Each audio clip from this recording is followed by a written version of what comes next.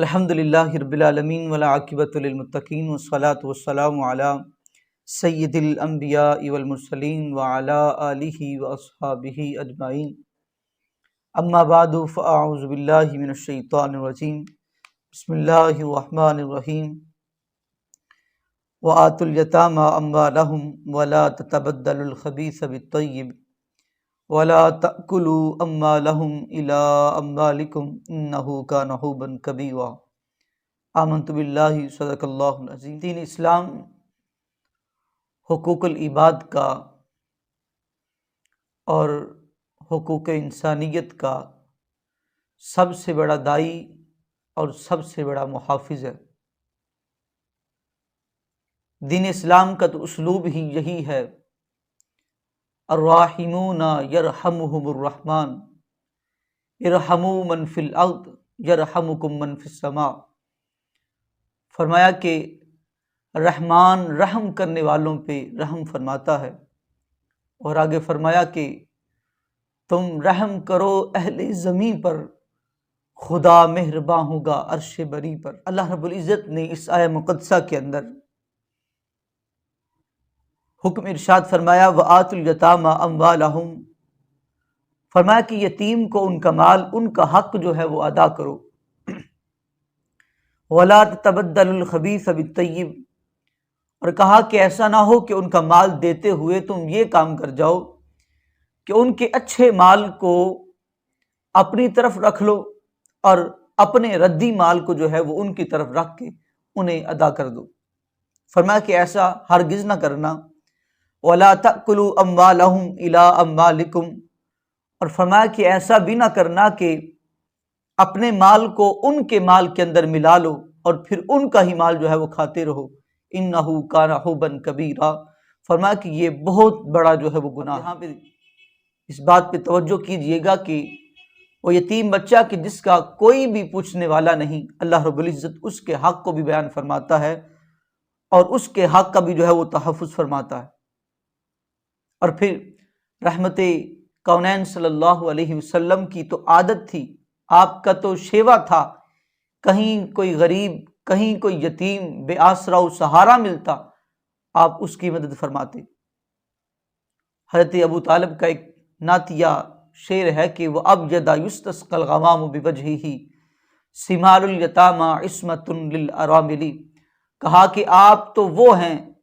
کہ جن کے چہرے منور کی توسل سے بارش کے لیے دعا کی جاتی ہے، اور آپ ثمار الیتامہ فرمایا یتیموں کے مددگار ہیں، ان کا آسرا ہیں، سہارا ہیں، عصمۃ للارامل، اور کہا بیواؤں کی آپ حق کا تحفظ کرنے والے۔ اور پھر محبوب علیہ الصلوۃ والسلام کی اسی سنت کا حال یہ بھی تھا کہ کتب کے اندر آتا ہے کہ نبی کریم علیہ الصلوۃ والسلام اس بات کے اندر اور اپنی عادت کے اندر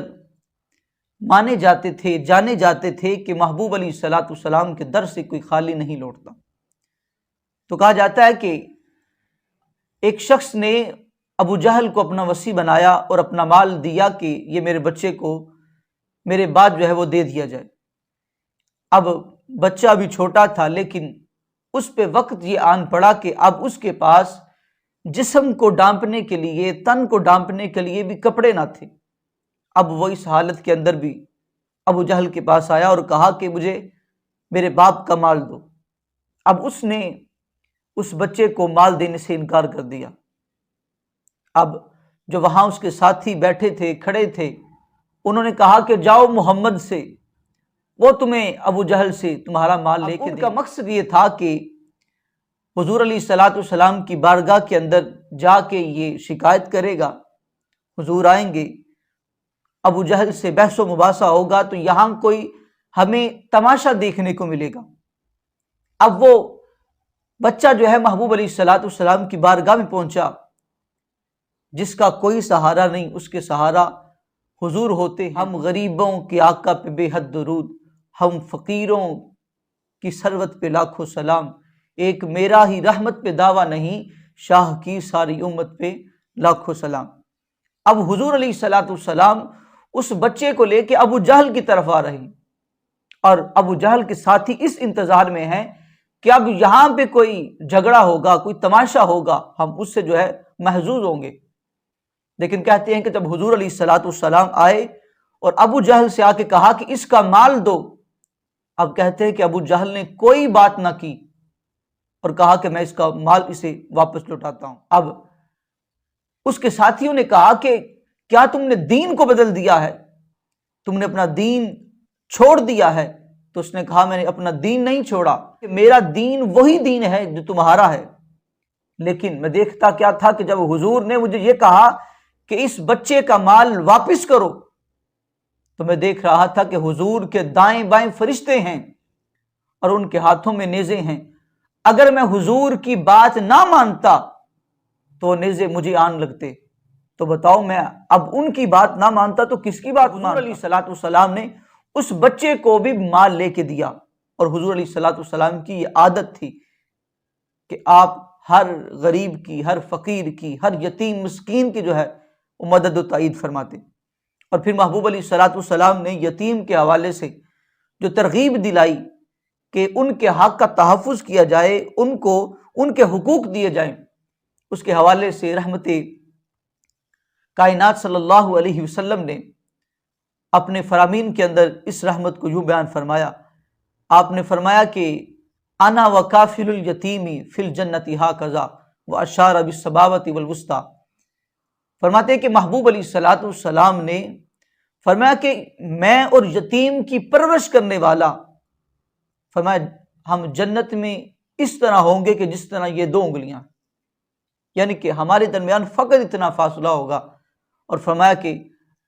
اس یتیم کی پرورش کرنے والے کو اللہ رب العزت جنت کے اندر داخل۔ محبوب علیہ الصلوۃ والسلام نے ترغیب دلائی کہ یتیم کو کہیں غریب جان کے، مسکین جان کے اسے چھوڑا نہ جائے، بلکہ اس کی قدر و منزلت اس سے بھی بڑھ گئی ہے کہ اب رب کی بارگاہ میں وہ کتنا مقبول ہے۔ اور پھر حضرت برادہ رضی اللہ تعالیٰ عنہ آپ فرماتے ہیں کہ محبوب علیہ الصلوۃ والسلام نے ایک مقام پہ یہ ارشاد فرمایا کہ کل قیامت کے روز کچھ لوگ اپنی قبروں سے جو ہے اس طرح نکلیں گے کہ ان کے منہ سے آگ نکل رہی ہوگی۔ تو آپ نے عرض کیا کہ یا رسول اللہ صلی اللہ علیہ وسلم وہ کون لوگ ہیں کہ جن کے منہ سے آگ نکل رہی ہوگی؟ تو حضور علیہ الصلوۃ والسلام نے فرمایا کہ کیا تم نے اللہ کا وہ فرمان نہیں دیکھا کہ جس نے اللہ رب العزت نے فرمایا الذین یأکلون اموال الیتامی ظلما انما یأکلون فی بطونہم نارا، کہ اللہ رب العزت کا فرمان ہے کہ جو لوگ یتیموں کا مال کھاتے ہیں اور ناحق کھاتے ہیں، فرمایا کہ وہ لوگ ان کا مال نہیں کھاتے بلکہ وہ اپنے پیٹوں کے اندر آگ کو بڑھ رہے ہوتے ہیں۔ تو کہا کہ قیامت کا دن ہوگا جب قبروں سے نکالے جائیں گے، تو کہا ان کے منہ سے جو ہے وہ آگ نکل رہی ہوگی۔ اور پھر حضرت ابو سعید خدری رضی اللہ تعالیٰ عنہ، یہ محبوب علیہ الصلوۃ والسلام نے